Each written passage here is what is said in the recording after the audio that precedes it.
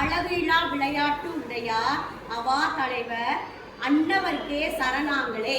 ஓகேவா?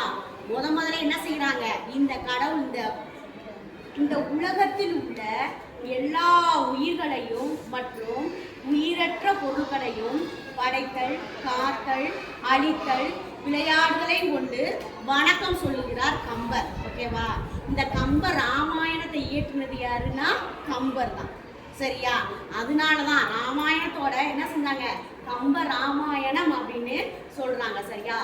ஓசை பெற்று உயர் பார்க்கடல் முற்று ஒரு பூசை முற்றவும் நக்க புக்கென ஆசை பற்றி அறையுற்றேன் மற்றும் காசியில் கொற்றத்து ராமன் கதையரோ அப்படின்னு சொல்றாங்க. சரியா?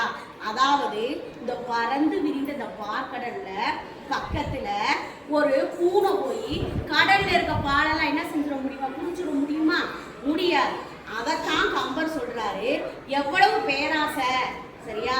கடல்ல இருக்க பாலை பூரா போய் ஒரு பூனை பிடிச்சிட முடியுமா? அது எவ்வளவு பேராசை. ஆனா அவ்வளவு பேராசை இருந்தாலும் இந்த உலகமே ஆளக்கூடிய இந்த இதிகாசத்தை இந்த கம்பர் என்ன செய்யறாரு, எழுதுறாரு. சரியா?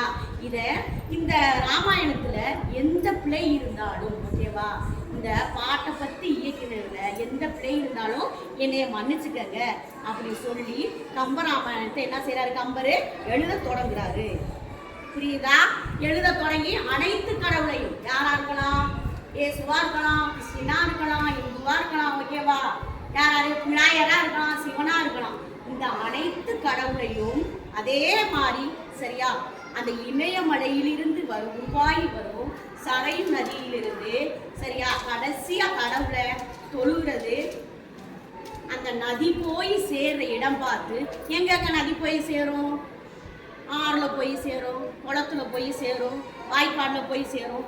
இதெல்லாம் போய் சேர்ற இடம் மாதிரி இந்த சரையு நதியை சமத்துவத்தோடு, சரியா, மதம் இனம் மொழி என்ற வேறுபாடு இல்லாம சமத்துவத்தோடு என்ன செய்யறாரு, ஒப்பிட போறாரு கம்பர்.